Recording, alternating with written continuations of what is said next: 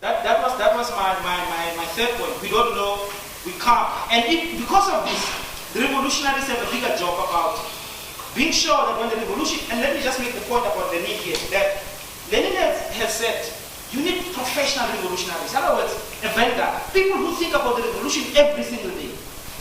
So if you have these professional revolutionaries in that moment of a revolution, they'll be able to take the revolution to the next level. And he was very clear, and this is what happened in Russia. You know, if you think about the Bolsheviks, and many times they were minorities, but they had a disciplined layer of revolutionaries who were able to move into spaces at strategic points. So this is the point that if you don't have this layer, you will have these consequences which are negative. I think personally, I am terrified by the idea of a vanguard party. You know, I mean, like, we all organize ourselves into a revolutionary party, we have a leader, we have all these sort of things every day. You know, I'm terrified by this because this sort of vanguard party also has the capacity to reproduce itself as power and can repress everyone else.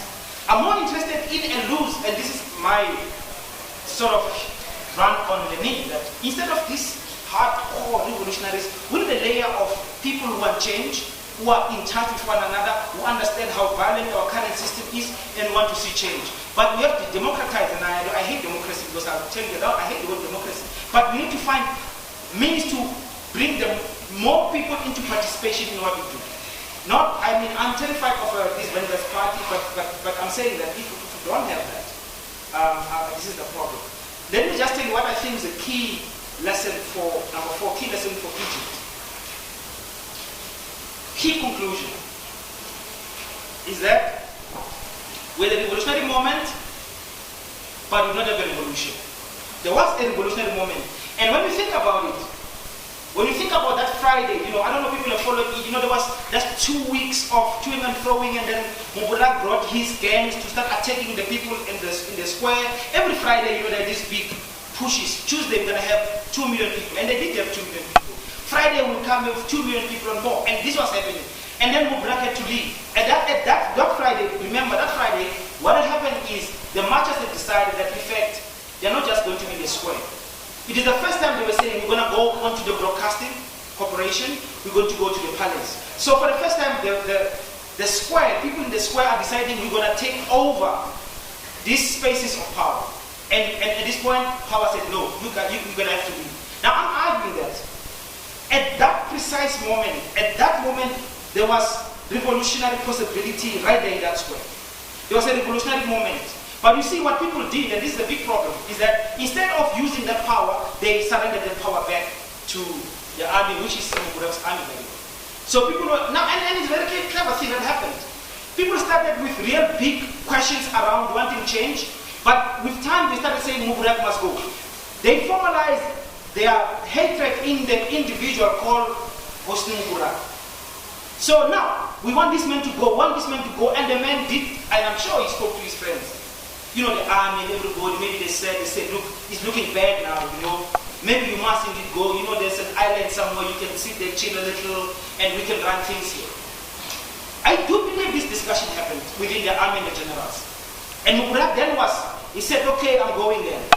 But the army was then in charge, and it meant there's a reorganization of society and normalizing of society on exactly the same sort of distribution of wealth, ownership of wealth, and all the other social questions. So there was no revolution. The revolution did not happen. It was there in the square that Friday, but the people refused to constitute themselves into power. This is my point really. And this is a big lesson. Whatever else I'm going to say now does not really matter. The key point is this. In a revolutionary moment, you do not delegate to anyone, you do not pause, you do not hope for a democratic election in another 6 months. No. In that moment, 2 million people in the square, you must think about it. 2 million people in the square, they've been there for 2 weeks, they know they can resist, they now have support of the whole society, they are the parliament. This is the point I want to make. And I'll quickly say what the parliament would say, what should have done. Think about it. This is the proposition I want to make.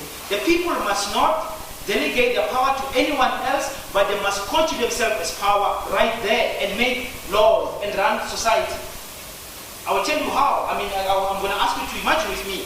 Go back to this moment of of that Friday. I was going to tell you that whatever we say, it's very important, I think, to recognize that these young people in North Africa, they are Arabs, and I know some of us, me included, we don't believe Arabs are Africans. We believe Arabs must still pay reparations for slavery and colonialism and so on. With all that being said, I think we must pay tribute to these young people, because these revolutions were led by young people. In the sense that they have given us this chance in this afternoon to sit and talk about the possibilities of the revolution. Only from this point of view, they are historical subjects. Okay, our criticism notwithstanding. So I do think that whatever we say, we must recognize there's important standing to change, even how we talk. And for me, there are two other things that I must say quickly about that they have shown us these young people. In the 21st century, the AK-47 has been replaced by, I would argue, cell phone. You're not going to be shooting and in South Africa, I don't believe we're going to have guns if you're going to make this revolution. Your cell phone is your best weapon. Twitter and Facebook are part of your arsenal of war.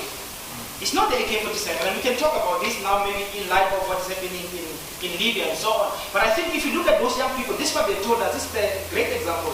Use your cell phone, use Twitter, use Facebook to organize yourself. So I'm sold that my cell phone is my AK-47 right now. But suppose if you come with a gun, I'll have to find another way to deal with this. I know I have here interesting quotes by Malcolm X about what the revolution is, and I'm not going to read. I'm not going to read them, but I'll tell you what Malcolm has said. Just to say what we mean by revolution in this context, Malcolm made the point that the revolution is always about land and it's always about bloodshed. I mean, he ran this revolution. He started with the American Revolution of 1776. It was about land, then he says bloodshed. He goes to the Russian Revolution, and he goes to many other revolutions. And he says, if you want a revolution, you must be ready for bloodshed. Okay? Now, I want to say to you, I've said cell phones are important, but please, do not discount violence in the revolutionary situation. Don't think you're going to run around with your Facebook and so on, and this is, no. When you march, or you organize yourself and you have these gravitas, power is going to react with absolute violence. Absolute violence. It's not going to be nice. People are going to be jailed, killed, and so on. So you got to be ready for that. I mean, I'm not discounting this. I do want to quote, though, not Karl Marx himself, but his friend Friedrich Engels about something about the revolution. I think that is important.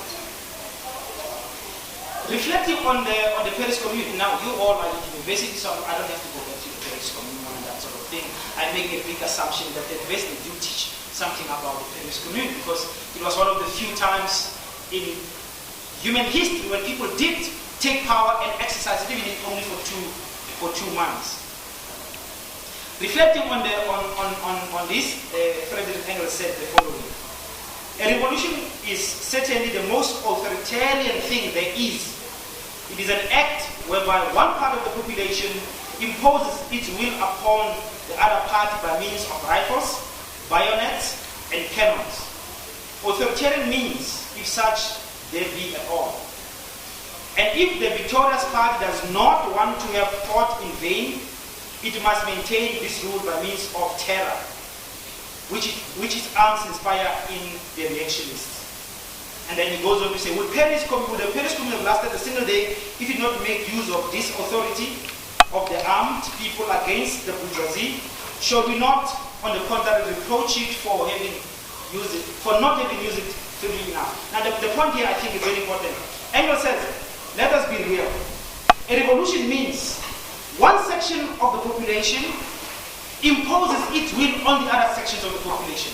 And he went on about arms and so on and so forth. And Marx and many others go to this point. Now, for me, it seems like, firstly, the Egyptian revolution did not have an agenda. So, they're not agenda to impose on society.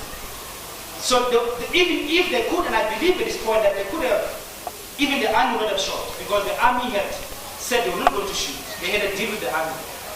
You know, I mean, if you look at the Al Jazeera, some of the documentaries about Egypt, the young people, when they started, the general started talking to them. It must be very flattering, I think.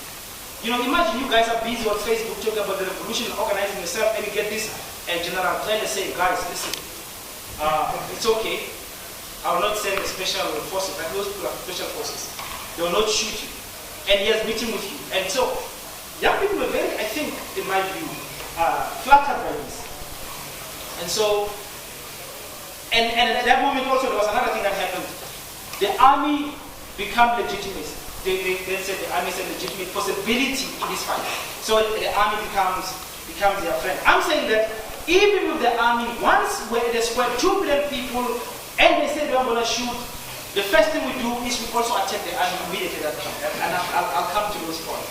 So, you renege. This is the other thing, I keep on making this point that because we come from a Christian background, if I make a deal with you, even if I'm the devil, you feel compelled to actually carry through. So we can't have that situation. We're going to have to make deals with the devil with a clear understanding that as soon as we get the next opportunity to get rid of the devil. But in South Africa, we don't do this. I mean, with the ANC, when it went into with the what we call before 94, signed things.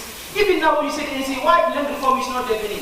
They say, no, there was no revolution, we went into negotiations, and we made this commitment. It's a very strange thing because the other party never recognize these arguments. I'm going to leave all that because I want to conclude now by just telling you what I think we should have done this way. Then we can have a big discussion, and before maybe I conclude, I'll talk a little bit about democracy. Now,